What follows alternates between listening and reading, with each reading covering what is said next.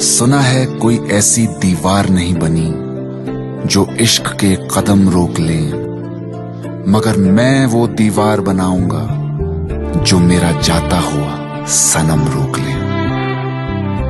बाहें फैलाए कर मेरा इंतजार, ये जो पहरे लगाए हैं सब खोल दे। तो मुश्किलें खड़ी करने से पहले ऐ मेरे दीवाने एक बार फिर सोच ले।